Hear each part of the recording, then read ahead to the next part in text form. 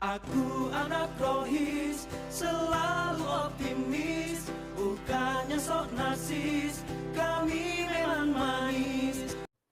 Peran pemuda dalam menjaga ajaran Islam. Berarti kan ya kita di sini teman-teman semua agama Islam ya. Nah, karena kita akan membahas nih bagaimana kemudian Islam gitu. Dan zaman milenial ini ya zaman diibaratkan dari tahun 96 sampai tahun 2000-an gitu lahirnya itu. Nah, maka ya kita gitu. Kebanyakan dari kita mungkin ada yang lahir di 99, ada yang lahir di 2001, 2002, 2003 gitu. Nah, kita definisikan bahwa kita itu ada di zaman milenial gitu. Ketika era disrupsi atau kecanggihan teknologi itu hadir di tengah-tengah kita. Oke. Uh, kita bicara tentang bagaimana menjaga ajaran Islam gitu. Berat banget sebenarnya temanya gitu.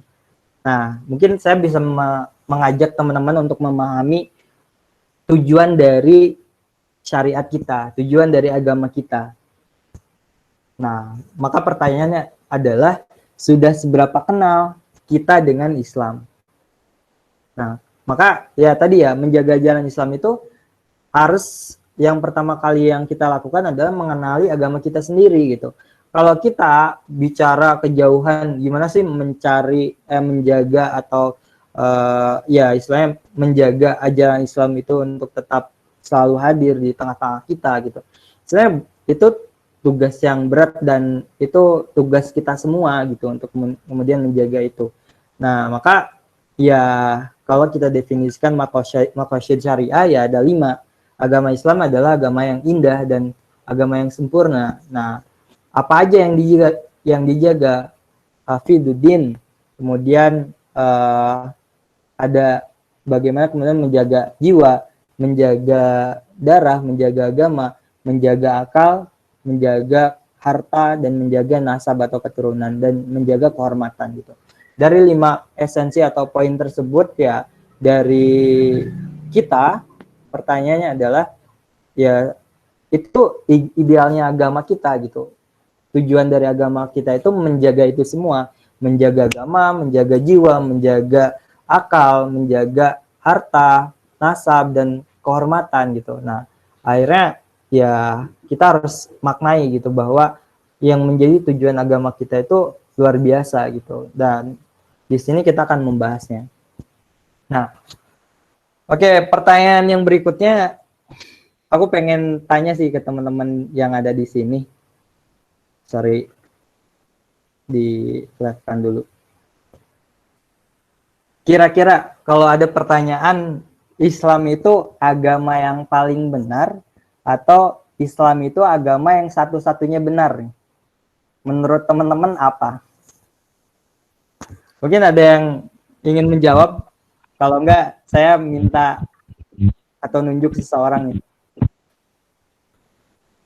Ada nggak yang ingin berani menjawab? Sekali lagi, Islam itu agama yang paling benar atau agama yang satu-satunya benar? Kalau menurut saya, Mas, Ya, monggo, Widodo. itu agama yang paling benar, bukan satu-satunya. Agama yang benar. Oke. Berarti yang paling benar ya? Paling benar. Oke. Mungkin ada jawaban yang lain? Mau dijelasin nggak, Widodo? Kenapa jawabannya itu? Begini, Mas. Mampu saya nggih. Kalau berbicara tentang agama kan ya di negeri ini sudah ada sejak zaman Adam.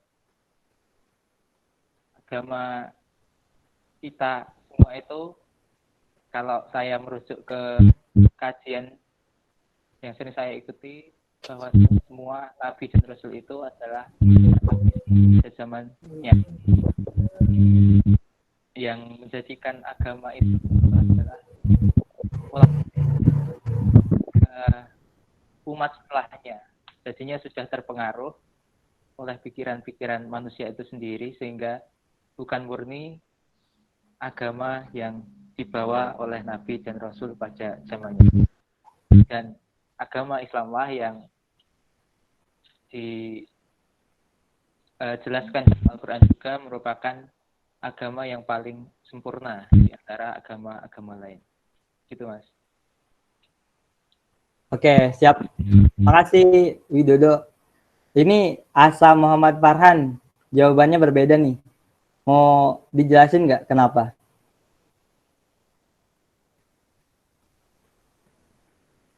Ini Mbak Asa atau cowok kan ya? Mas Asa. Mau jawab nggak kira-kira? Kenapa?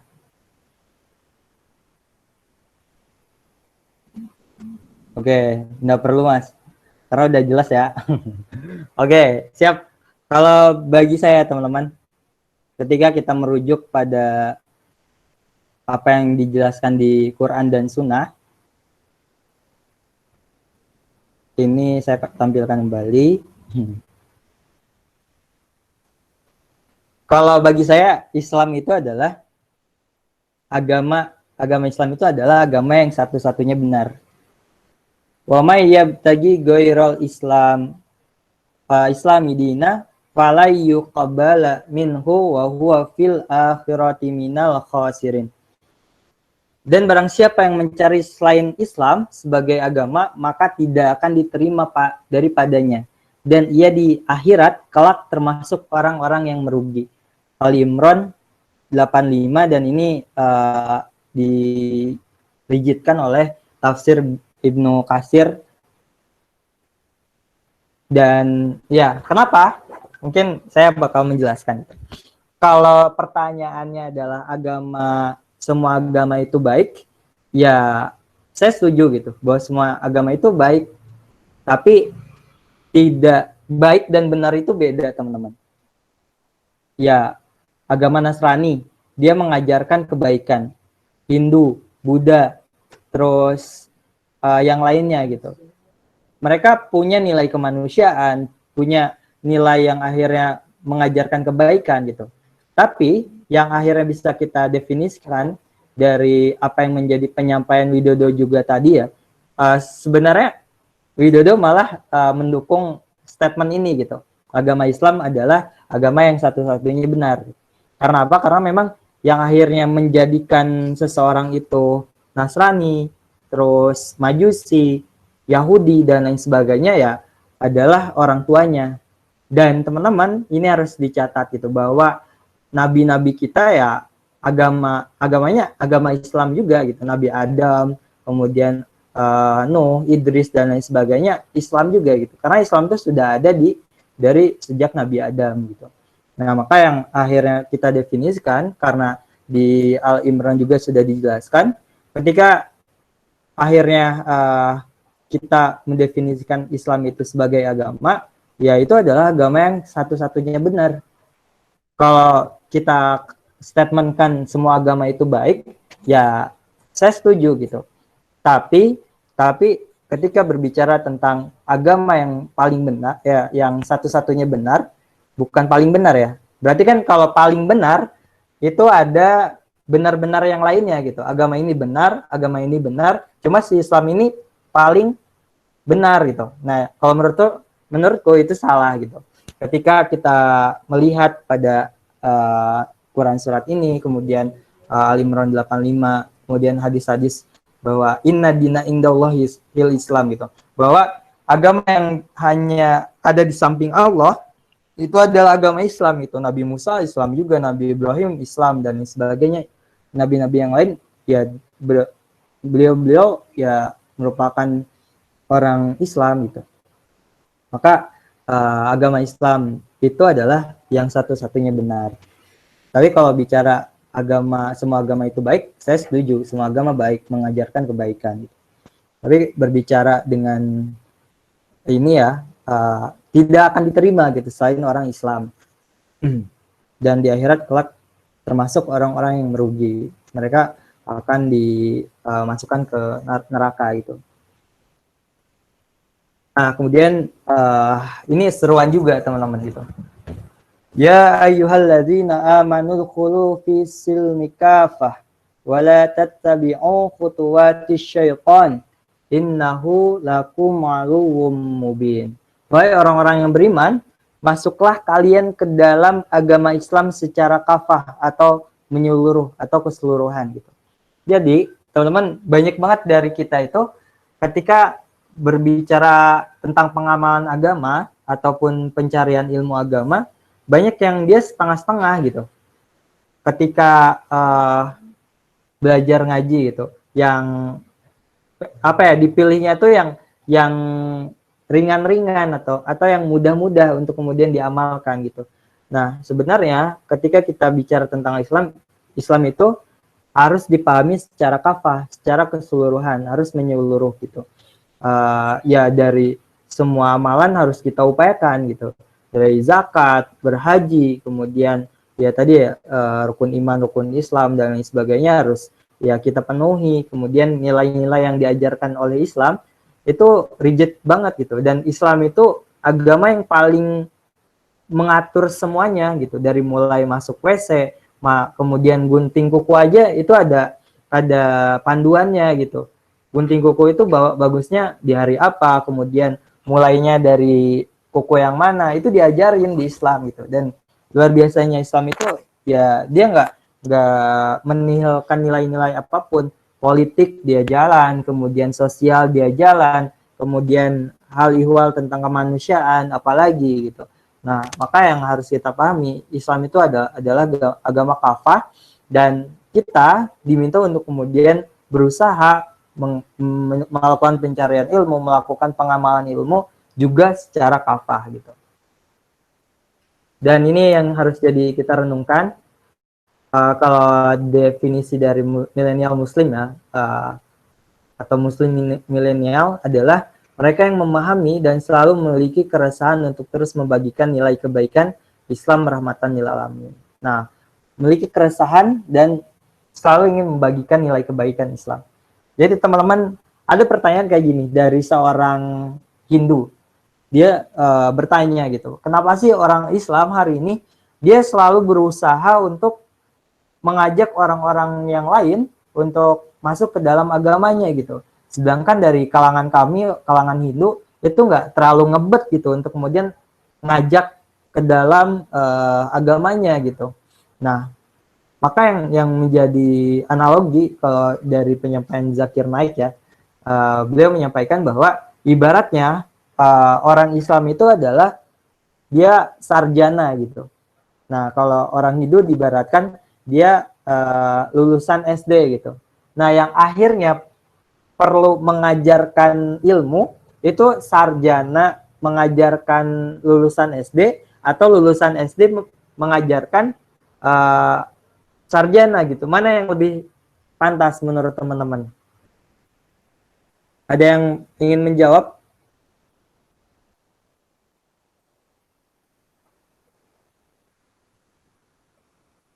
Nah, maka pasti teman-teman sepakat juga bahwa yang harus mengajarkan ya sarjana mengajarkan lulusan SD gitu. Nah, ini harus kita pahami. Dan agama Islam itu dia agama yang tidak egois, agama yang tidak apatis. Kalau teman-teman merujuk pada hadis Rasul ya, di hadis riwayat Muslim kalau nggak salah, teman-teman bisa cross check tentang hadis ini. Saya pernah baca bahwa ada satu kisah di dalam hadis itu diceritakan bahwa Allah itu mengazab suatu kaum, ingin membinasakan suatu kaum. Karena apa? Kaum itu dia sering berbuat kejahatan, sering berbuat kemaksiatan, dan sering banget untuk kemudian ya berjudi, bermaksiat, ya berzina, korupsi dan lain-lain sebagainya gitu. Saling menyukai satu sama jenis gitu. Nah, akhirnya Allah pengen mengazab suatu kaum tersebut. Dan apa yang terjadi gitu? Malaikat ketika diperintah oleh Allah untuk kemudian membinasakan, kembali lagi kepada Allah dan mempertanyakan gitu. Istilahnya dengan kalau bahasa kita ya, wahai Allah,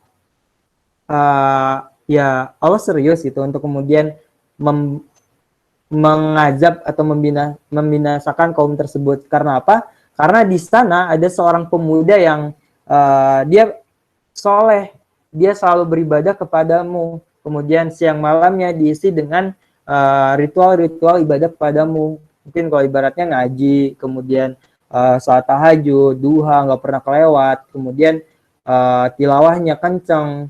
Dan apa yang menjadi jawaban Allah, teman-teman? Allah menjawab bahwa maka yang pertama kali diazab atau dibinasakan adalah orang yang kamu maksud soleh itu gitu. Orang yang senantiasa beribadah kepadaku itu gitu. Rugi nggak sih teman-teman ketika akhirnya dia meluangkan banyak waktu untuk kemudian beribadah kepada Allah, tapi dibinasakan gitu, dihukum oleh Allah gitu. Dan maka apa yang menjadi alasan Allah kemudian membinasakan pemuda tersebut yang katanya soleh? Karena pemuda tersebut dia nggak peduli ketika lingkungannya dia berbuat maksiat, lingkungannya berbuat hal-hal yang akhirnya dilarang oleh Allah gitu. Dia nggak peduli, masa bodoh orang lain mau berbuat maksiat atau zina atau berjudi dan lain sebagainya gitu. Yang penting gue fokus beribadah kepada Allah. Nah ternyata itu tidak diindahkan oleh Allah gitu, tidak diperbolehkan. Karena apa? Karena Islam itu dia punya kewajiban untuk berdakwah gitu. Dan ketika kita menihilkan untuk mengajak orang lain ke dalam kebaikan Islam, yang terjadi ya kita akan dihinakan oleh Allah Subhanahu wa taala gitu. Maka agama Islam ini nggak cuma agama yang akhirnya selesai pada diri kita, tapi dia harus membagikannya juga gitu. Ketika kita mendapatkan satu ayat kebaikan dari Islam, maka sampaikan itu juga gitu. Dan kita harus resah gitu. Misal nih, teman-teman di SMK 1 Wonogiri melihat teman-temannya pacaran, teman-temannya nyontek, harus resah gitu. Untuk apa? Untuk mengingatkan mereka bahwa nyontek itu salah, bahwa pacaran itu salah gitu. Nah, maka yang harus ditanamkan ya, kita harus resah dan berbuat untuk kemudian membagikan nilai kebaikan Islam kepada orang lain. Karena Islam itu Islam rahmatan lil alamin. Nah, ketika kita berbicara realitas hari ini, milenial kita itu hari ini seperti apa? Teman-teman, BNN itu menyampaikan datanya bahwa 24% penyalahguna narkoba adalah usia remaja. Dari 5,1 juta penyalahguna narkoba di tahun 2018, 24%-nya itu adalah usia remaja gitu. Usia yang akhirnya ya 10 tahun sampai 25 tahun gitu. Dan itu apa ya? Sungguh tidak baik gitu untuk kemudian untuk agama ini, untuk bangsa ini, teman-teman. Jadi kita lihat lagi realitasnya. Dan di data UNICEF ya, di Indonesia kekerasan pada sesama remaja itu mencapai 50%. Dan fakta yang berikutnya adalah 14% tingkat tawuran di Indonesia di tahun 2018 itu mengalami kenaikan gitu, 14% gitu, dari 2017 sampai 2018. Jadi sering banget ya akhirnya mungkin hari ini kok makin sini makin kacau remaja kita gitu. Maka ini harus kita jadikan catatan gitu sebagai dai ya. Nah, kemudian ini yang paling menarik nih. Remaja menurut survei ya, survei KPA Komisi Perlindungan Anak, remaja itu sudah pernah bercinta 62,7%. Itu dari survei gitu. Gila teman-teman. Gila, kok gila ya? Astagfirullah gitu. Nauzubillah teman-teman. Ketika hari ini kita melihat realitas tersebut gitu. Ternyata kebanyakan dari remaja Indonesia itu dia pernah melakukan hal-hal yang akhirnya diharamkan oleh Allah, yaitu ya tadi ya bahasanya bercinta gitu. Dan ini jadi keresahan teman-teman. Hati-hati nih teman-teman yang akhirnya punya VMJ ya, virus merah jambu, ataupun lingkungan ya, punya teman yang akhirnya punya pacar atau lain sebagainya. Ini hati-hati gitu. Karena setan itu selalu mengupayakan bisikan-bisikan yang akhirnya halus banget dan bisa mengelabui pikiran kita gitu. Akhirnya kita berbuat yang demikian gitu. Nah, maka apa yang harus kita lakukan nih ketika realitas remaja hari ini nggak mendukung pada kejayaan Islam, nggak mendukung pada kejayaan bangsa kita gitu. Yang terjadi ya kita harus mengupayakan, pertama kita harus mengupayakan mengenali diri kita sendiri gitu. Sebenarnya kita diciptakan oleh Allah untuk apa? Kemudian apa kewajiban kita atau beban kita selama hidup di dunia? Dan apa yang harus kita lakukan di dunia ini gitu. Nah, maka kalau kita definisikan manusia itu diciptakan untuk apa ya? Az-Zariyat 56 menyampaikan juga bahwa wa ma khalaqtul jinna wal insa illa liya'budun. Allah itu nggak punya maksud lain untuk kemudian apa istilahnya menciptakan manusia dan jin selain untuk beribadah kepadanya gitu. Yaitu Az-Zariyat 56. Kemudian kita diperintah untuk menjadi khalifah juga gitu. Di Al-Baqarah ayat 30, wa idz qala rabbuka lil malaikati inni ja'ilun fil ardi khalifah. Di mana ya kita diperintah untuk menjadi seorang khalifah. Khalifah ini ya dia yang merawat bumi, dia yang memberikan kasih kepada lingkungannya, apa ya, berupaya untuk kemudian menyampaikan nilai-nilai kebaikan di lingkungannya. Itu tugas kita di dunia. Kemudian selain itu banyak hadis juga yang mengajarkan itu. Tugas kita apa? Tadi ya khairun nas anfa'u minnas. Kemudian ya kita harus bermanfaat untuk orang lain. Kita harus belajar Al-Quran dan mengamalkannya. Kita harus memberikan orang lain makan yang kelaparan juga gitu. Nah, maka yang harus jadi catatan ya kita kenal dengan diri kita sendiri. Mau bagaimana kemudian kita mengamalkan agama kita ataupun mendefinisikan bahwa kita itu punya agama yang satu-satunya benar gitu. Kalau kita nggak kenal dengan diri kita, dan kita teman-teman semua manusia di muka bumi ini sebenarnya dia berislam ketika sudah di kandungan. Di 4 bulan dalam kandungan itu kita itu dipersaksikan oleh Allah, dimintai kesaksian oleh Allah. Kita ditanya gitu, kita itu semua ditanya oleh Allah, kalian bersaksi atau enggak ibaratnya bahwa aku itu adalah Tuhanmu gitu, terus Rasul itu adalah Muhammad itu adalah utusanmu gitu. Nah, di narasi Al-Quran itu bahasanya qalu bala syahidna gitu, kita bersaksi akan bahwa Tuhan itu adalah Allah itu adalah Tuhan kita gitu. Nah, maka sebenarnya kita semua adalah orang Islam gitu. Begitupun orang Nasrani, orang Yahudi, orang manapun itu sebenarnya di dalam kandungan kita udah diminta persaksian oleh Allah dan kita mengiyakan persaksian itu bahwa kita bersaksi Allah itu adalah Tuhan kita, Nabi Muhammad itu adalah Rasul kita. Nah, ini yang harus jadi catatan bahwa kita tuh sudah berislam sejak kecil, teman-teman. Sejak dalam kandungan. Ditiupkan ruhnya di dalam kandungan juga. Dan apa yang harus kita lakukan? Ya, kita dibebankan untuk berdakwah kepada orang lain, menjadi rahmatan lil alamin, menjadi umat yang pertengahan gitu, moderat gitu. Nah, ini yang harus kita upayakan, teman-teman. Jadi nggak ada ajaran Islam itu ngebom orang lain, nggak ada, teman-teman. Yang akhirnya ya diajarkan oleh Islam ya itu udah diatur semuanya gitu untuk menjadi rahmatan lil alamin. Nggak ada Islam tuh ingin menyakiti orang lain gitu atau memulai penyakitan terhadap orang lain. Dan Islam nggak pernah memulai peperangan. Islam tuh selalu apa ya istilahnya bereaksi atas peperangan yang dimulai oleh kaum lain gitu. Dan yang kedua adalah kenali agama kita sekafah mungkin, semenyeluruh mungkin gitu.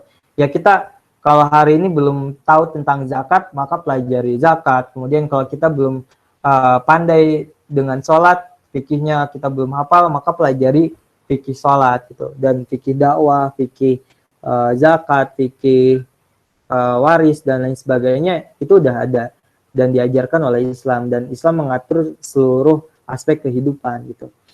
Nah, ini kafah banget, agama Islam kafah, dan kita pun harus berupaya untuk menjadi muslim yang kafah gitu. Untuk menjadi seorang mukmin yang kafah gitu. Dan berikutnya, amalkan dan bagikan ilmu yang kita miliki gitu. Jadi ilmu itu tentu untuk amal, teman-teman. Nih, apa? Presentasi adalah alat. Ini belum diedit, sorry. Amalkan dan bagikan ilmu gitu. Nah, kita kan punya tugas untuk kuntum khairu ummah uhrijat linnas ta'muruna bil ma'ruf wa tanhauna 'anil munkar. Wa tanhauna 'anil munkar. Di mana ya waktu minu nabilah juga gitu. Kita itu disebut oleh Allah umat yang terbaik gitu. Umat yang akhirnya terbaik ketimbang umat-umat yang lain. Karena apa? Karena kita punya 3 konsep gitu. Pertama ada ta'muruna bil ma'ruf, kita saling mengajarkan ataupun menasihati dalam hal yang ma'ruf. Kemudian yang berikutnya kita saling mencegah dalam kemungkaran gitu. Dan kita beriman kepada Allah, wa tu'minuna billah. Dan itu adalah catatan yang harus kita upayakan, itu amalkan dan bagikan ilmu gitu. Ketika kita tahu bahwa pacaran itu nggak boleh, maka jangan diam aja gitu. Untuk kemudian mengajak orang lain biar nggak pacaran juga gitu. Mungkin ya sering banget ya di masa remaja ini para pemuda, para remaja itu kena dengan VMJ, virus merah jambu. Dan ini yang cukup berbahaya ini. Kalau kita mengiyakan atau mengamini apa yang menjadi ajakan setan, bahkan ada embel-embel pacaran syar'i gitu. Setan tuh halus banget, teman-teman.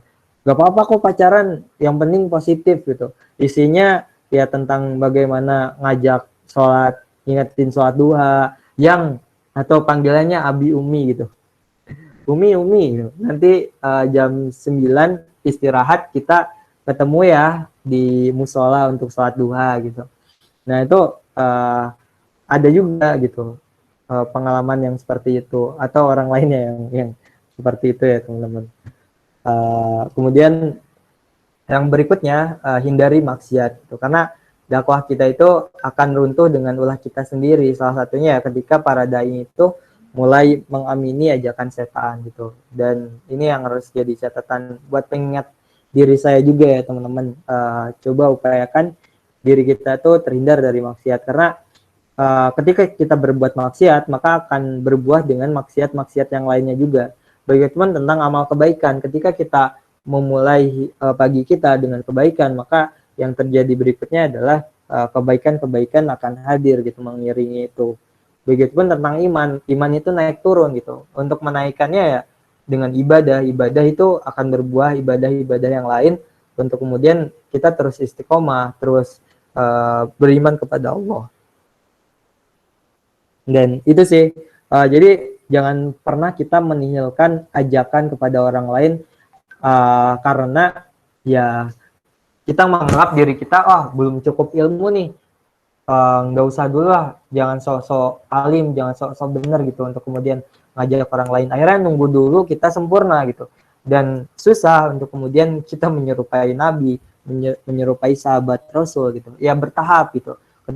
Ketika kita punya satu nilai, maka kita bagikan nilai itu juga, amalkan dan bagikan. Bahkan ya kalau Umar bin Khattab itu nggak menghafal ayat yang lain kecuali ayat tersebut sudah diamalkan gitu. Nah itu yang jadi kekerenannya dari Umar bin Khattab gitu. Dan kita bagaimana nih konsepnya gitu? Coba ilmu amal ya. Kemudian itu akan tentu berbuah kemanfaatan, karena ilmu yang akhirnya cuma pada diri kita, pada pikiran kita akan sia-sia gitu, nggak ada dampaknya buat kalau kita nggak mengamalkan atau nggak membagikan ilmu tersebut. Oke, mungkin itu saja karena udah jam 9 nih, biar kita lama dalam tanya jawab aja ya.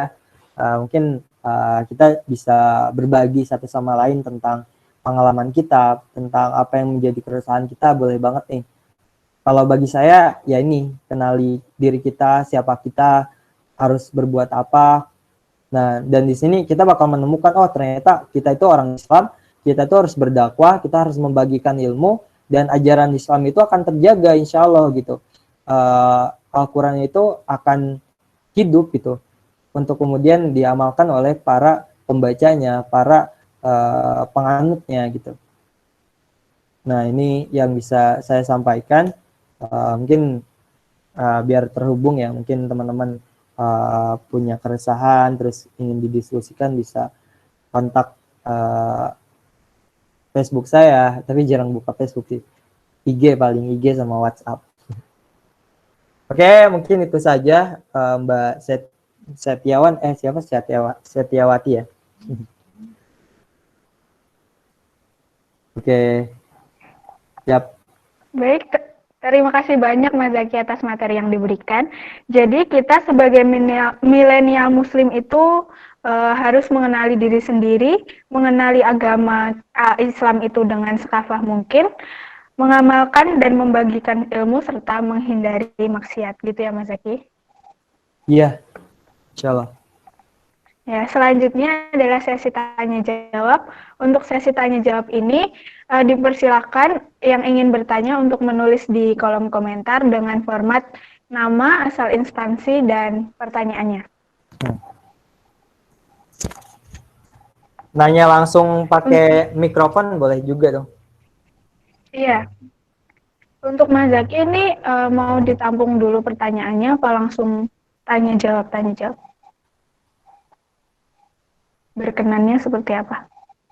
Oh iya, monggo satu-satu aja. Ya. Ini sudah ada dari Sukmayu Pratiwi. Saya sering scroll sosial media, salah satunya Twitter. Menurut saya banyak hal aneh di Twitter. Seringkali ya nemu seseorang yang lagi nasihati orang lain malah dijawab enggak open minded, enggak zaman, apa-apa agama. Hal-hal seperti itu membuat saya ingin mengurungkan niat saya untuk menasihati orang lain di sosial media. Karena ya saya takut dijawab kata-kata seperti tadi. Jadi tips biar bisa selalu mengingatkan orang lain tanpa perlu takut dikata-katain gimana ya? Iya Mas, ini keresahan saya juga. Silakan Mas Zaki. Oke, siap. Mungkin jawaban saya seperti itu teman-teman.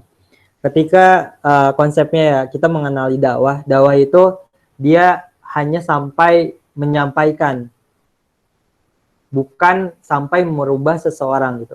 Jadi kita itu selesai pada penyampaian gitu. Misal nih, kita ada teman yang akhirnya dia pacaran di kehidupannya gitu, di kelas sering pacaran berduaan dan lain sebagainya.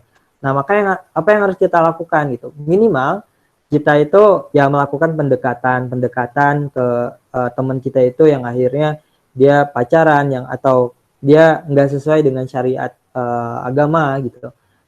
Ya dilakukan pendekatan, cari ambil hati kebaikan gitu. Nah, kebaikan itu harus disampaikan ya, kalau Imam Syafi'i ya itu disampaikan kalau bisa seprivat mungkin gitu. Misal nih kita melihat teman kita salah gitu di media sosial gitu. Nah, kalau saya menyarankan PM aja gitu, kemudian DM aja gitu. Kalau di Twitter kan DM ya, alangkah baiknya di privat aja, privat message gitu, di PM, di personal chat gitu, di PC. Dan apa yang terjadi gitu, teman-teman bisa menasehati di kolom chat personal itu ketimbang kita menasehati di istilahnya di publik gitu. Baiknya kayak gitu. Tapi memang ada beberapa konteks yang akhirnya itu harus disampaikan secara publik juga gitu. Misal nih, kalau bagi saya hari ini yang terjadi di publik, misal RUU PKS itu.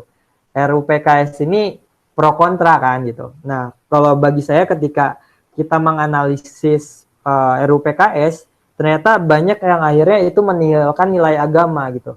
Dan publik sekarang udah, atau masyarakat ya, udah kayak menganggap RUU PKS itu adalah RUU yang harus didukung karena RUU tersebut ya mendukung pada perlindungan wanita gitu.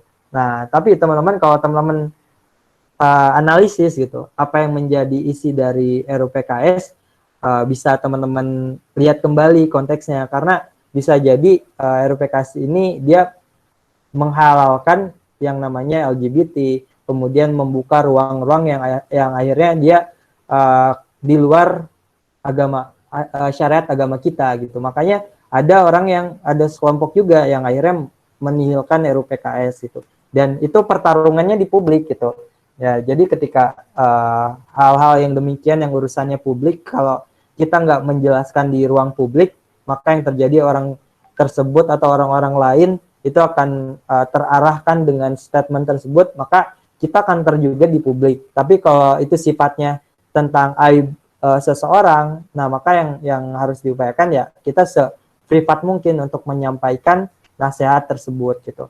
Nah, kalau saya sih saran seperti itu. Jadi kalau aib seseorang, maka yang harus dilakukan ya di personal chat aja, di privat aja. Kalau kita offline, ya temuin secara langsung, terus kita sampaikan. Jangan di muka umum. Kalau kita menghakimi seseorang di muka umum, maka yang akhirnya terjadi adalah dia bakal malu dan dia bakal kesal sama kita gitu. Jadi rekomendasi saya seperti itu. Lihat konteksnya. Kalau itu konteks publik, maka kantor aja di ruang publik gitu.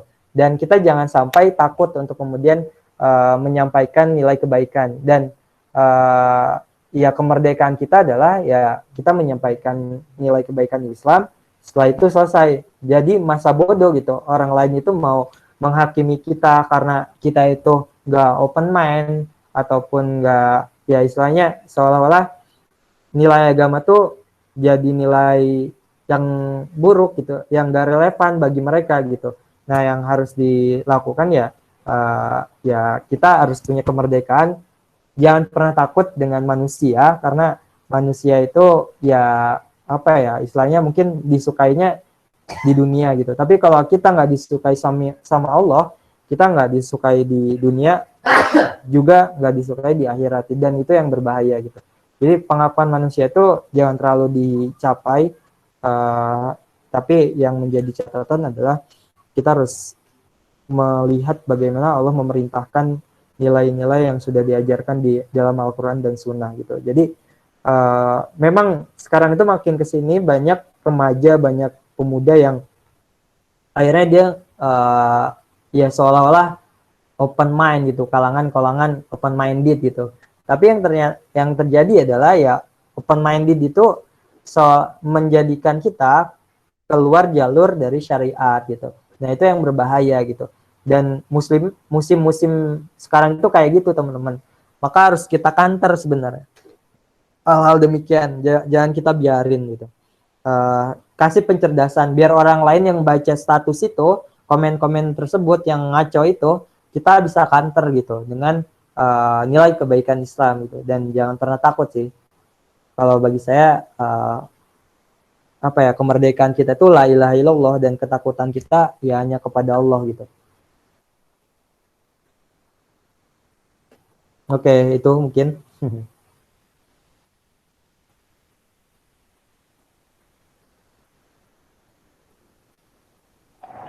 Selanjutnya dari Dian Mulyaningsih dari SMK Negeri 1 Wonogiri. Bismillah, Assalamualaikum.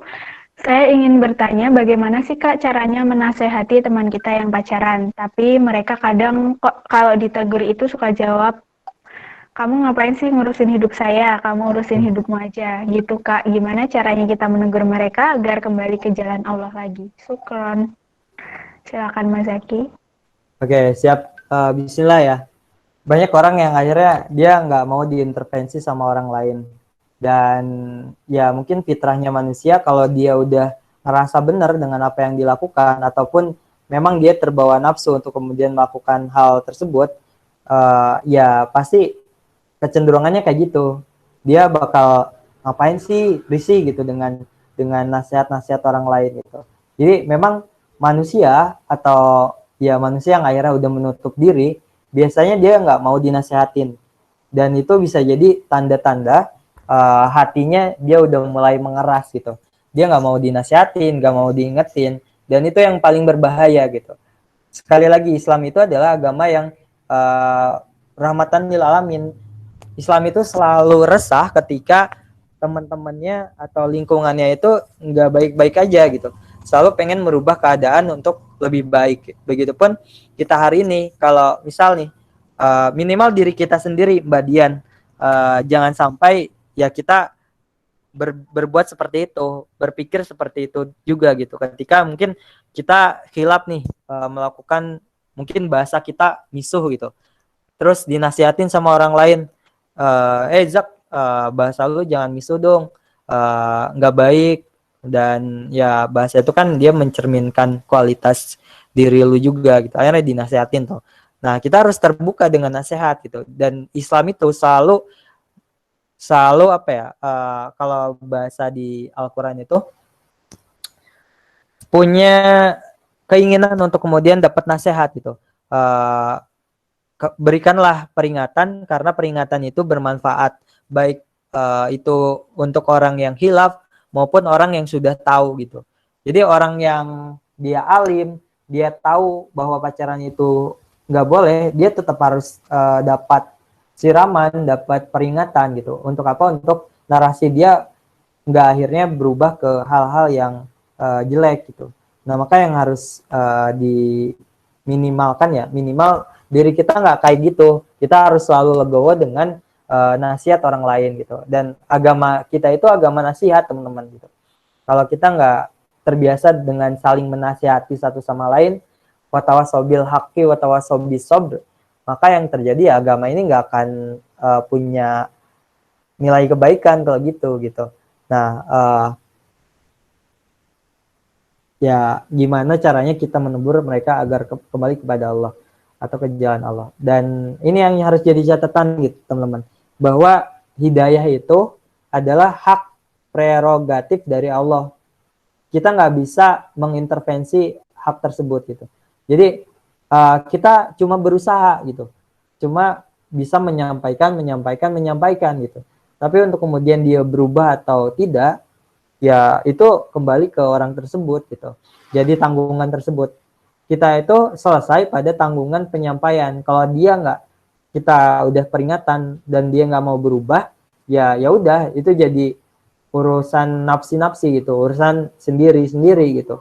Dan yang jadi catatan ya, kita nggak usah terlalu ngebet untuk kemudian orang itu berubah gitu, karena memang kewajiban kita menyampaikan, bukan merubah seseorang kayak gitu. Kalau merubah seseorang, Allah sendiri yang akan merubah seseorang tersebut. Seperti itu.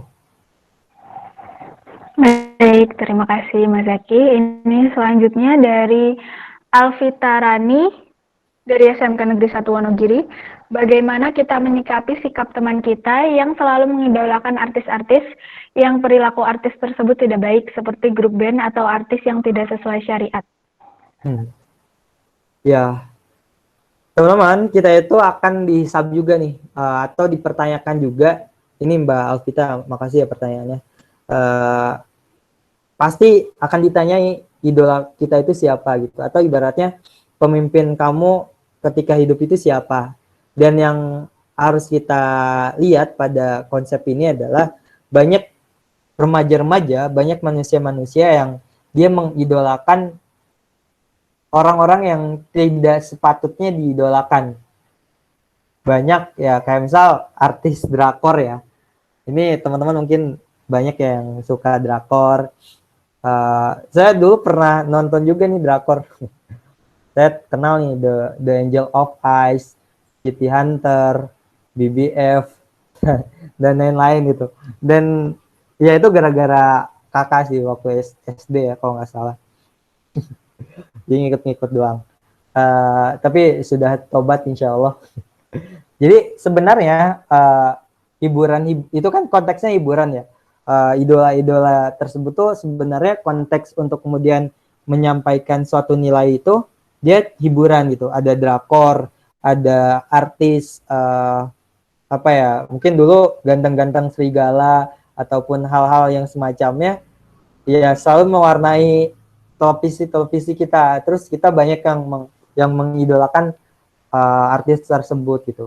Nah, sebenarnya idola atau panutan itu sebenarnya ya harus kita cari nilai kebaikannya gitu. Nah, sekarang konteks artis-artis kebanyakan itu lebih banyak hal yang akhirnya bisa kita ambil nilainya atau tidak gitu. Masa artis-artis yang kita idolakan auratnya kebuka, masa artis-artis yang kita idolakan dia pacaran gitu. Nah, maka yang harus kita lihat pada konteks ini adalah kita akan ditanyakan pertanggungjawaban di suatu ya di akhirat nanti tentang siapa idola atau panutan kita. Itu kalau di kajian siapa gitu. Saya pernah dengar kajian tersebut yang akhirnya ini bisa jadi pertanggungjawaban kita juga, karena ketika kita nontonnya artis-artis terus kita sampai tergila-gila sama artis tersebut, itu kan apa ya, waktu kemudian pikiran kita istilahnya tersita oleh mereka gitu. Nah, itu yang jadi catatan, itu nggak boleh sih sebenarnya kita mengidolakan artis-artis yang tidak baik seperti tersebut gitu. Nah, artis yang tidak sesuai syariat ya akan membawa malapetaka buat kita. Kalau mengidolakan artis itu, mengidolakan seseorang itu ya coba kalau yang Ahwat idolakanlah Siti Khadijah, bagaimana kemudian perjuangan untuk membantu dakwah Rasul luar biasa gitu. Pengorbanannya, perjuangannya patut kita jungi jempol gitu. Kemudian Siti Maryam, begitu terjaganya dia gitu. Kemudian ada Siti Aisyah, pinternya dia, kemudian beliau sangat luar biasa gitu mendampingi Rasul gitu.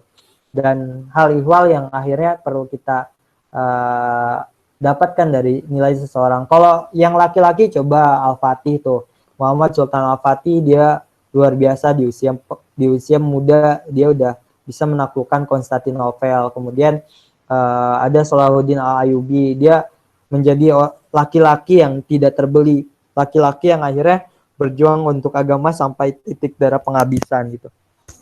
Dan banyak, Usama bin Zaid dan lain-lain bisa kita idolakan teman-teman, ketimbang ya tentu kalau panutan kita semua ya Nabi Muhammad SAW gitu. Selebihnya ya kita bisa lihat sahabat Rasul dan kita lihat sisi nilai baiknya gitu. Kalau kita melihat Utsman bin Affan gitu, oh dia seorang ekonom yang luar biasa ini. Mungkin Mbak Setia ekonomi juga ya, Mbak? Iya, iya. Iya, Mas. Oh, ya. Pendidikan akuntansi. Mantap. Oh iya, ekonomi juga kan, akuntan gitu. Nah, maka ya Utsman bin Affan, kemudian Abdurrahman bin Auf gitu. Mereka itu sedih karena apa? Karena mereka kaya banget gitu hidupnya gitu. Dan kalau kita kan miskin sedih ya, mereka kaya sedih gitu.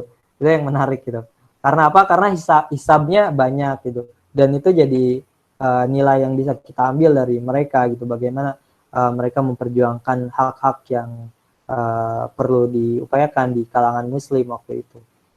Oke, mungkin itu aja Mbak Setia untuk pertanyaan Mbak Alfi. Terima kasih Mas Zaki. Selanjutnya dari Widodo dari SMK Negeri 1 Wonogiri. Assalamualaikum.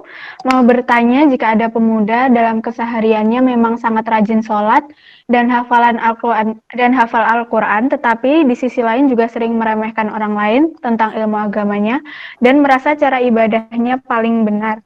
Apakah amalan sholat dan hafalannya itu masih diterima Allah?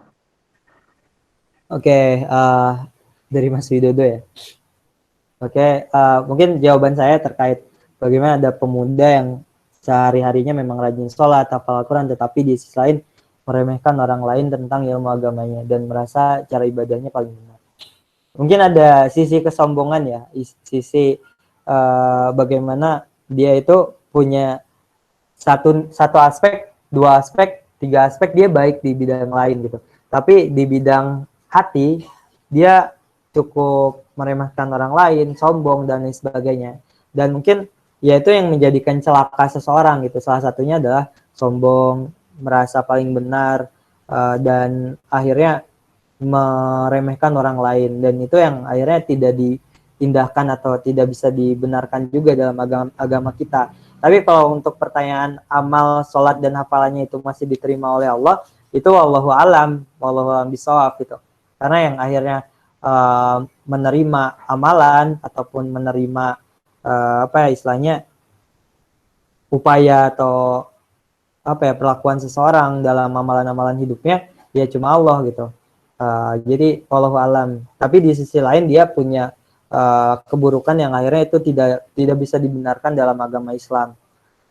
Sombong, hasad, itu penyakit hati gitu. Dan orang itu nggak akan selamat ketika dia nggak qalbun salim gitu. Qalbun salim itu hati yang selamat. Agama kita itu agama hati, teman-teman. Niat itu tempatnya di hati. Kalau kita misal nih, kita ngaji, kita sholat, tapi sholat kita, ngaji kita untuk diniatkan untuk kemudian mencari pengakuan daripada orang lain. Maka yang terjadi ya amalan itu akan menjadi sia-sia. Karena apa? Karena ada hadis yang menyampaikan gini juga, teman-teman. Ketika seseorang itu dia hafal Al-Quran, kemudian dia meninggal dunia, maka Allah menyampaikan dia akan masuk neraka ketika hafalan tersebut tidak untuk Allah gitu, tapi untuk pengen dianggap hafiz Al-Quran, pengen dianggap orang yang akhirnya keren gitu sama orang lain gitu. Sholat kita seolah khusyuk di hadapan orang lain, tapi ternyata di hadapan Allah hati kita nggak khusyuk gitu, malah kayak kita berpura-pura. Banyak mungkin orang-orang yang akhirnya sholat, kemudian dia ya kayak khusyuk, dia atau orang lain tuh luar biasa, tapi ternyata ketika Allah hisab dia tidak diterima amalannya gitu. Jadi hati itu harus lurus gitu, harus bukan untuk manusia tapi untuk Allah Subhanahu wa taala gitu. Mungkin itu Mbak siapa? Mbak Mas Widodo ya. Jadi wallahu alam kalau amalan sholat atau hafalannya itu diterima Allah atau enggak, wallahu alam bisawab. Hanya Allah yang tahu. Terima kasih Mas Zaki. Selanjutnya dari Umi Mufidah, SMK Negeri 1 Wonogiri. Assalamualaikum. Bagaimana cara menyikapi teman yang ketika melakukan kesalahan terus sudah dinasehati tapi kesalahan tersebut diulangi kembali? Mohon penjelasannya. Terima kasih. Bagaimana cara menyikapi teman yang melakukan kesalahan terus dinasehati tapi kesalahan? Ya ibaratnya orang yang dia pacaran terus dia putus ya karena kita udah nasihatin bahwa pacaran itu nggak baik, terus dia bucin lagi gitu, ketemu orang yang akhirnya mengalihkan fokusnya dari ibadah ke fokus pacaran gitu. Nah mungkin ya sebenarnya itu jadi tanggungan dia gitu, kesalahan tersebut atau keburukan yang diulangi daripada apa yang dilakukan dia, maka yang jadi beban atau tanggungan bukan kita lagi yang sudah menyampaikan atau sudah menasehati gitu. Ya kita bisa jadi ya jangan terlalu ya biasa aja gitu, karena bisa jadi setan itu membolak-balikan apa ya atau mengalihkan pikiran kita gitu, yang tadinya dia pengen fokus buat ibadah tapi ternyata di tengah jalan dia malah pacaran lagi gitu. Banyak banget nggak sih teman-teman kalau diibaratkan ya, ada teman-teman yang pengen hijrah, pengen selalu dekat sama Allah gitu, tapi di tengah jalan malah pacaran kembali gitu, karena bisa jadi dia dapat ujian gitu, dan ujian itu mungkin berupa lawan jenis gitu. Mungkin nih Mbak Setiawati ini dia udah apa ya pengen lurus, pengen bener fokus ke Allah, tapi di tengah jalan ada seseorang yang menguji dirinya gitu. Ada yang deketin, assalamualaikum ukhti gitu. Dan yang terjadi Mbak Setiawati bisa jadi ya terbuai atau terlena dengan gombalan-gombalannya, akhirnya merasa dirinya berharga, atau ada orang yang menghargai dan mencintainya, kan dia seneng ya. Mbak Setiawati seneng kan kalau ada orang yang suka sama kita atau seneng sama kita, terus tapi dia ngajak pacaran, dan akhirnya karena mungkin Mbak Setiawati ini udah istilahnya mengiyakan juga perasaannya, akhirnya ya bisa jadi pacaran. Akhirnya yang dari tadinya pengen deket sama Allah, pengen cinta sama Allah dulu, malah berlebihan cinta sama manusia yang itu notabene diciptakan oleh Allah. Dan itu bisa jadi hal yang lumrah terjadi ya. Tapi yang harus kita sikapi dari hal tersebut, minimal diri kita nggak berlaku seperti itu gitu. Kita melakukan kesalahan yang sudah kita lakukan, kemudian kita tetap jangan menyerah untuk kemudian terus menasehati teman kita itu yang akhirnya dia mengulangi kesalahannya, terus saja gitu dikasih tahu, dinasehati sampai dia lelah dengan bisikan setan dan lebih condong kepada apa yang menjadi nasihat kita gitu. Sebenarnya setan ya teman-teman, kalau teman-teman sering nonton di film itu kan setan itu sebelah kiri warna merah gitu biasanya gitu. Terus yang satu ada malaikat ataupun orang yang nasihati baik. Misal nih ketika hari ini kita pegang gadget gitu, terus nauzubillahnya ada video-video yang akhirnya nggak senonoh di hadapan kita. Yang kanan itu cepat-cepat keluar untuk kemudian terhindar dari tampilan video atau gambar yang nggak senonoh itu. Yang satu lihat aja karena itu nikmat dunia gitu misal, dan itu saling beradu biasanya gitu yang terjadi. Dan yang menjadi catatan adalah ya kita harus punya upaya untuk terus kembali ke jalan Allah dan kita menghindari apa yang menjadi bisikan-bisikan setan tersebut. Oke, mungkin itu ya. Jawaban-jawaban saya cenderung normatif lah. Ya, terima kasih Mas Zaki. Kalau untuk dari saya sendiri nih ada pertanyaan. Kalau misalnya kan kita nasihati teman kita, tapi mungkin teman kita ngerasa kurang enak, terus kayak menjauhi kita gitu. Itu gimana ya Mas Zaki? Padahal kan di dalam Islam sendiri itu hablum minanas itu kan penting. Terus di dunia sendiri kan relasi itu juga penting. Begitu Mas Zaki. Oke. Ya, hablum minallah, hablum minanas. Nah, sebenarnya tahu nggak sih teman-teman bagaimana Sayyidina Umar? Kan ada dua Umar ya. Yang satu Abu Lahab, yang satu Umar bin Khattab gitu. Dan Rasul tuh meminta gitu. Jadi kekuatan kita pertama seperti yang dicontohkan Rasul, meminta untuk kemudian teman kita kembali ke jalan yang benar. Itu yang pertama. Kemudian yang kedua, upaya-upaya untuk kemudian menyampaikan kebaikan kepada teman kita itu ada panduannya teman-teman. Nah, kalau di fikih dakwah ya, kalau mungkin Mbak Setiawati bisa baca fikih dakwah juga. Saya belum selesai juga sih bacanya, baru beberapa bab.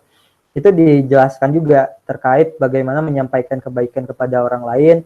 Ya kita harus dengan bil hikmah, bil mau'idotil hasanah gitu.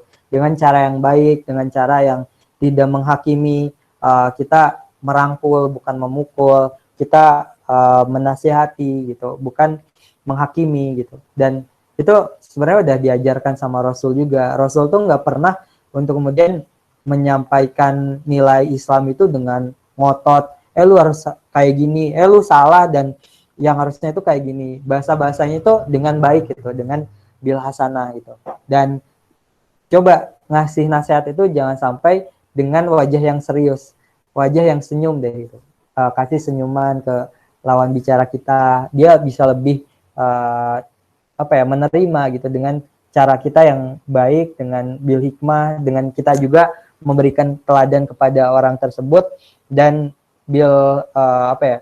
bilisani qaumihi, dengan bahasa kaumnya gitu. Nah, Islam itu ngajarin kita juga untuk deketin teman kita yang akhirnya itu jadi mad'u kita atau sasaran dakwah kita dengan bahasa kaumnya gitu. Misal nih, seorang dai dia nggak salah untuk kemudian nonton drakor gitu.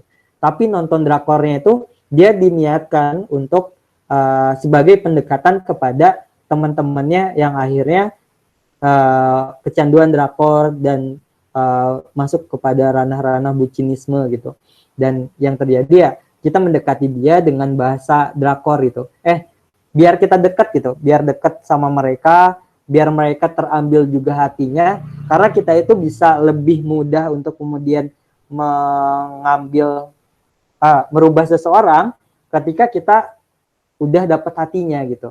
Jadi maksudnya adalah ya kita upayakan orang yang menjadi sasaran dakwah kita itu terpaku pada kita ataupun segan sama kita karena kita udah berbuat baik kepadanya, kemudian kita memberikan teladan kepadanya, nasihat-nasihat kita atau pembicaraan kita kepada orang tersebut itu adalah pembicaraan yang baik, maka dia pun akan merasa kehadiran seseorang yang selalu membantunya, selalu hadir di tengah-tengahnya, mengingatkan dalam kebaikan gitu. Karena memang banyak orang yang akhirnya terjerumus pada keburukan karena nggak ada yang deketin gitu. Maksudnya nggak ada yang akhirnya ngingetin. Dia dibiarin sendiri, dia melakukan yang akhirnya dia mau sendiri, nggak ada orang yang lain yang akhirnya menasehati, dan mungkin nggak ada orang yang lebih dekat sama dia gitu. Yang terjadi ya dia bisa kabur dari apa yang menjadi nasihat kita. Dan memang ya Islam itu sangat mengajarkan gitu. Kalau kita udah sesuai sama apa yang menjadi ajaran Islam dalam berdakwah, insya Allah yang terjadi adalah orang itu segan sama kita, bukan benci sama kita atau kabur ketika kita nasihatin gitu. Dan biasanya ya memang ada orang yang ngerisih gitu di tengah jalan ketika ingin kita itu berniat baik, malah dia kabur atau nggak mau deket sama kita karena apaan sih soalim, apaan sih lu sok suci dan lain sebagainya. Itu pasti ada aja gitu teman narasi yang kayak gitu. Dan ya kita usaha aja gitu untuk kemudian mengamalkan apa yang sudah diajarkan Rasul dalam berdakwah gitu. Yang selanjutnya urusan dia berubah atau dia mau menerima kita atau tidak, ya itu urusan nomor 2 sih. Yang penting kita udah menyampaikan kebaikan dengan cara yang benar gitu, yang baik dan benar. Itu Mbak Setiawati. Ya, terima kasih Mas Zaki atas jawabannya. Untuk teman-teman yang lain mungkin masih ada pertanyaan?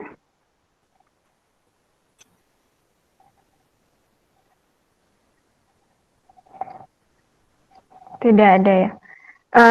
Terakhir nih Mas Zaki, apa sih motivasi terbesarnya Mas Zaki untuk tetap semangat sampai ada di sekarang ini? Terus keadaan COVID yang sekarang ini kan pasti juga mempengaruhi mood gitu kan Mas Zaki. Gimana caranya Mas Zaki itu untuk tetap semangat, untuk selalu produktif sekaligus menyampaikan dakwah Islam seperti itu Mas? Oke, siap. Biar semangat. Kalau saya kenal dengan apa yang disampaikan Najih Ibrahim gitu. Agama ini atau bangsa ini tidak akan tegak di atas pundak orang-orang yang dia kerjaannya leha-leha, kerjaannya hura-hura gitu. Dan yang terjadi ya agama atau bangsanya akan runtuh gitu. Tapi ketika pemuda-pemudanya, dai-dainya dia punya semangat atau tekad yang kuat untuk menyampaikan agama Islam, maka kejayaan Islam atau kejayaan bangsa kita akan segera kita dapatkan gitu. Maka yang harus kita upayakan pertama, kita punya tekad untuk kemudian ingin lebih baik, ingin menjadi seseorang yang bermanfaat secara meluas gitu kemanfaatannya. Dan hal-hal yang lainnya adalah kita punya teman gitu. Nah, punya teman yang akhirnya ya mungkin di Rohis SMKN 1 Wonogiri ini adalah wadah untuk kemudian punya teman agar kita tetap terjaga pada orientasi kebaikan Islam gitu. Dan ya kita wajib banget punya teman gitu ya. Layaknya sahabat Nabi, layaknya Nabi Muhammad, dia punya teman yang saling menasihati satu sama lain juga. Yang akhirnya itu menghidupkan Islam karena Islam itu agama nasihat gitu teman-teman. Dan berikutnya ya kita harus punya tujuan yang jelas sih. Jadi kan kalau kita hidup dengan visi, hidup dengan tujuan, maka yang terjadi ya kita punya langkah atau step yang jelas juga oh ternyata gue hidup di dunia itu untuk berdakwah juga. Akhirnya kita berdakwah, dan kita pasti ketika kita punya nilai keimanan atau transendensi, kita bisa sukarela melakukan itu tanpa ingin dibayar gitu. Dan kita nggak dibayar kan, istilahnya dengan materi, tapi kita dibayar dengan pahala, dibayar dengan yang namanya nilai atau balasan dari Allah, entah itu surga, entah itu apa ya istilahnya janji Allah di dunia maupun di akhirat gitu. Ketika kita melakukan kebaikan, maka Allah akan balas di dunia maupun di akhirat gitu. Kayak nilai-nilai atau apresiasi dari Allah harus kita ketahui juga ketika kita berdakwah. Ternyata ketika kita berdakwah dan ternyata orang yang kita dakwahi itu berubah karena ajakan dari kita itu bisa mendapatkan pahala yang mengalir dari apa yang dia lakukan gitu, tanpa mengurangi pahala si orang yang beramal karena ajakan kita itu juga gitu. Dan nilai-nilai yang lain yang harus kita ketahui, apresiasi dari Allah. Terus sebenarnya kalau kita definisikan pahala maupun dosa, itu tuh goib teman-teman sifatnya gitu. Teman-teman melakukan kebaikan, kelihatan gak sih Allah ngasih pahala ke kita gitu? Ataupun teman-teman berbuat kejahatan, berbuat keburukan, kemaksiatan, kelihatan gak sih bentuknya dosa itu seperti apa? Kan enggak ya. Jadi persoalan hati ini, persoalan keyakinan terhadap satu zat yang akhirnya akan membalas apa yang kita perbuat gitu. Jadi apa yang kita perbuat akan dibalas oleh Allah, dan balasan-balasan itulah yang harus kita harapkan gitu. Kita berdakwah karena Allah, karena ingin surganya Allah, kemudian kita melakukan kebaikan yang lainnya, kita bersedekah, kita berpuasa, karena menuju apa yang menjadi nilai-nilai yang akhirnya Allah sudah janjikan kepada kita, dan kita pun nggak akan takut kemudian ketika dicibir sama manusia, ketika kita direndahkan sama manusia. Yang penting Allah gitu. Allah lagi, Allah terus, Allah selalu gitu. Nah, mungkin itu yang bisa saya sampaikan ya. Semangat terus buat teman-teman, jangan lengah, jangan merasa kalah, jangan menyerah untuk kemudian terus berdakwah. Semoga agama kita dan bangsa kita semakin gagah untuk Indonesia, dan agama kita yang lebih baik dan bermartabat. Terima kasih. Mungkin itu saja. Kalau nggak ada pertanyaan, bisa dicukupkan aja, Mbak.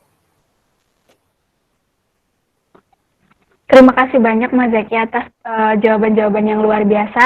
Semoga jawaban-jawaban Mas Zaki dapat diterima dengan baik sama teman-teman. Nah, untuk acara selanjutnya yaitu closing statement dari Mas Zaki, dilanjutkan pembacaan doa dari Mas Zaki. Untuk Mas Zaki dipersilakan. Oke. Baik teman-teman, kita bersama-sama berdoa.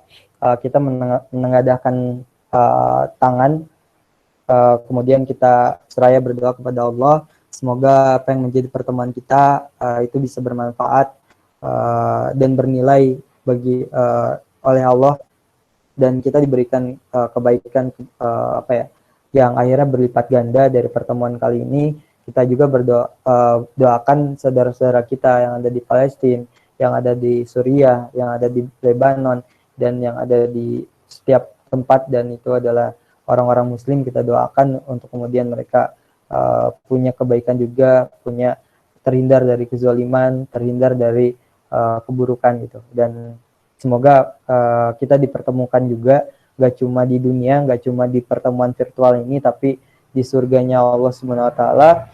Mari kita berdoa. Allahumma sholli wa sallim barik alaina, amin ya Allah ya rabbal alamin. Allahumma inna nas'aluka salamatan fid din wa afiatan fil jasad wa jidatan fil ilmi wa barakatan fil rizqi wa taubatan qabla al-maut wa rahmatan indal maut wa afiatan ba'dal maut.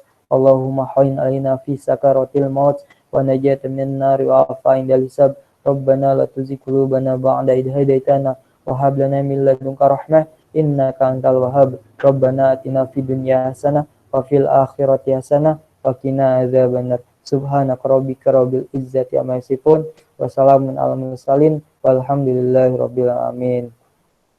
Asal jabal Fatihah. A'udzu billahi minasyaitonir rajim. Bismillahirrahmanirrahim. Alhamdulillahirabbil alamin. Arrahmanir rahim. Maliki yaumiddin. Iyyaka na'budu wa iyyaka nasta'in. Ihdinas siratal mustaqim. Siratal ladzina an'amta 'alaihim ghairil maghdubi 'alaihim waladdallin. Amin. Billahi taufiq wal hidayah. Unzur maqala wa tamdur man qala. Wassalamualaikum warahmatullahi wabarakatuh.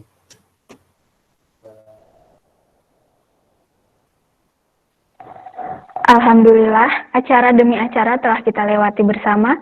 Sebelum kami tutup, akan diadakan sesi foto secara virtual. Untuk itu, teman-teman, untuk menyalakan kameranya.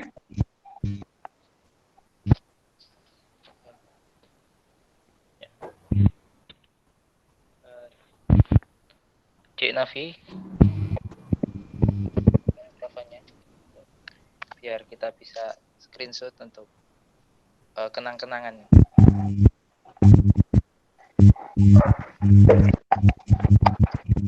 Ayo teman-teman, dinyalakan dulu kameranya.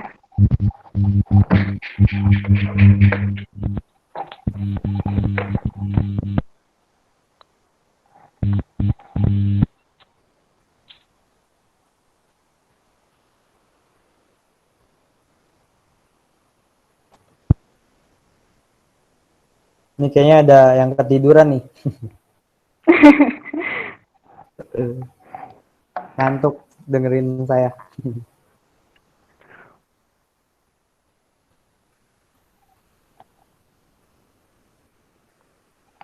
Gimana panitia, udah siap?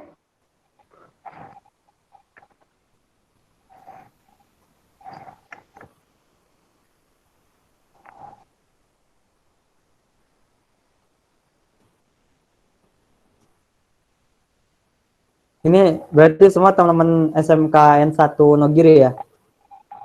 Ada yang dari UNS juga, Mas. Oh, mantap. Mbaknya dari UNS. Angkatan berapa, Mbak? 19, Mas. Oh, 19. Iya. Beberapa teman saya yang ikut sih, Mas. Alhamdulillah. Iya.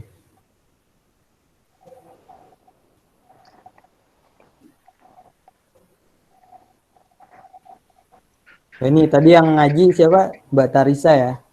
Masya Allah. Iya, Ada yang Mbak tinggi Tarisa. sekali.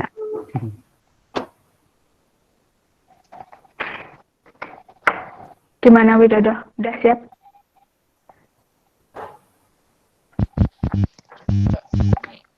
Cik Novi, jangan ini. Tadi katanya sinyalnya susah masuk karena juga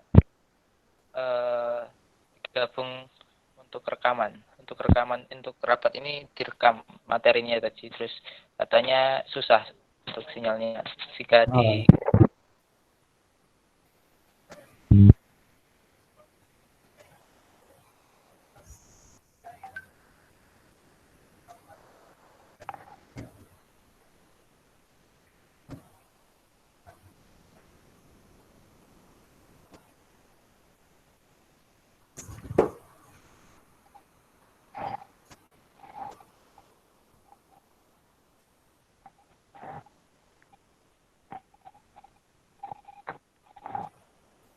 Dulu jurusannya akuntansi di SMK Wonogiri.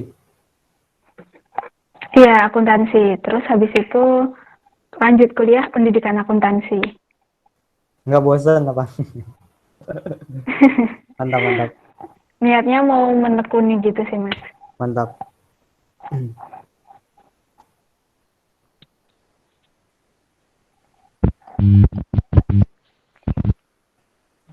maaf Mbak. Iya.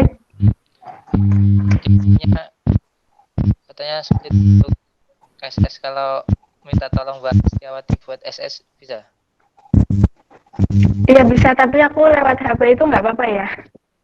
Oh iya. Oh bisa, aku bisa. Bentar aku kirim ke Widodo deh. Oh oke. Terus Mas. Terima kasih Mas Zaki. Siap. Oke. Yuk. Saya hitung ya. 1, 2, 3. Oke, mantap. Sekali lagi. 1, 2, 3. Bentar. Iya. Ini harus dikirim dulu biar Oh iya ya. kan langsung screenshot ya. Oke, lanjut lagi. Ya. 1, 2, 3. Siap. Ya. Terima kasih Mas Zaki.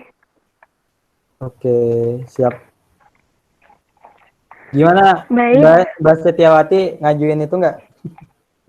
Ngajuin keringanan nggak? dispensasi. Ngajuin Mas.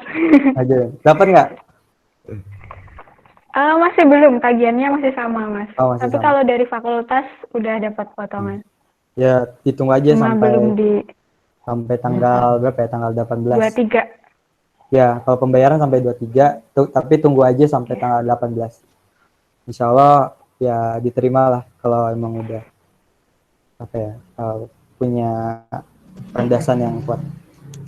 Kemarin kita itu juga kan audiensi dan alhamdulillah kita menekankan ya semua yang mengajukan itu diterima juga. Terima kasih Mas Zaki.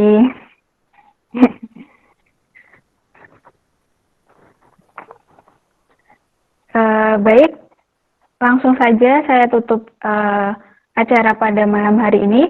Semoga apa yang diharapkan untuk milenial untuk menjaga ajaran Islam ini dapat terwujud dan semoga memberikan kebermanfaatan bagi kita semua serta memberikan keberkahan juga bagi kita semua. Saya Setiawati mewakili rekan-rekan yang bertugas pada hari ini berterima kasih atas seluruh peserta yang telah hadir dan juga meminta maaf apabila ada kesalahan yang diperbuat. Sampai jumpa pada acara Rohis SMK Negeri 1 Wonogiri berikutnya.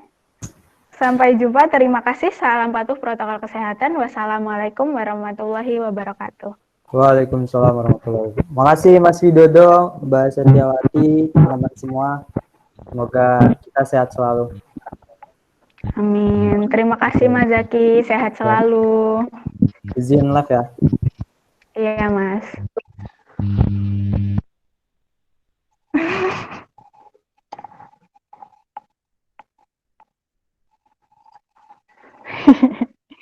Ya putus-putus.